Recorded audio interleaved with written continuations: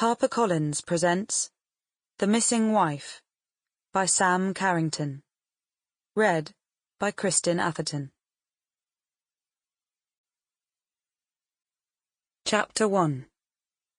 The Burial. I can still feel the mud embedded deep under my fingernails, taste the dirt on my lips. I can still see the eyes, shining like glass, open and staring, deep in their sockets. Dead. In my mind, I watch the earth piling onto the body, slowly blotting out what's been done, finally covering those eyes, so they can't judge anymore. I'm confident no trace can lead back to me. Part of me feels regret, a sadness that it came to such a drastic act. For the moment, my conscience is telling me I'm guilty. But that can be buried too. Chapter 2. The Signs.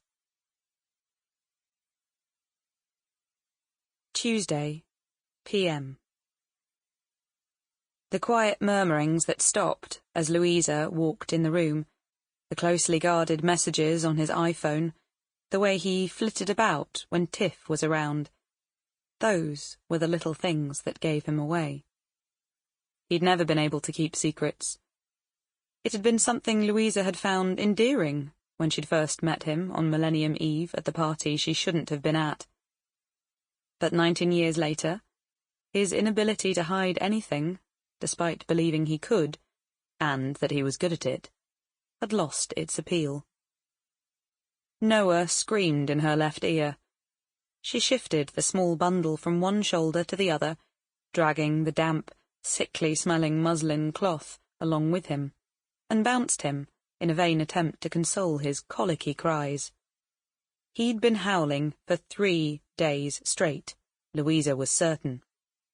As certain as she could be in her new mum catatonic state, where each day rolled into the next, with no real context, no definition or concept of time.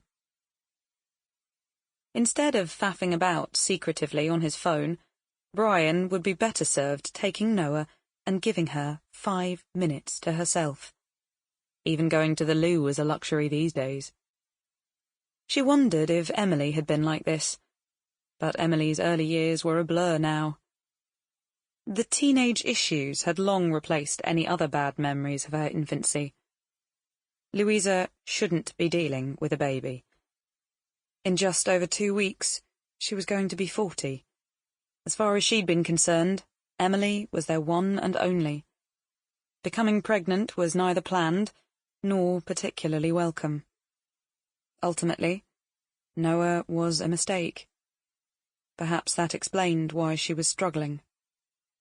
Louisa lowered her chin and nestled against Noah's soft, creamy skin, breathing in the distinct smell of baby, blocking his cries from her tired mind. Even contemplating him as a mistake sent a stabbing pain through her womb. Of course, she shouldn't think that way. He was perfect, beautiful. There were women who'd kill to have what she did. It was because she was almost 40. The thought of reaching the milestone was an overwhelming one. Her mind flooded with anxiety. She was too old to be doing all this again.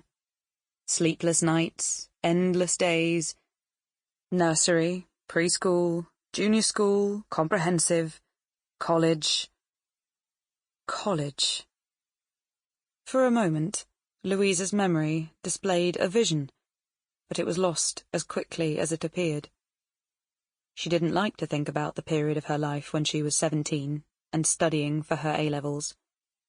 There were too many gaps during her second year, and mostly her mind refused to fill them, apart from the odd occasion when an image burst into her head. Random images, unrecognizable faces, ones she knew she didn't want to or need to. Sample complete. Ready to continue?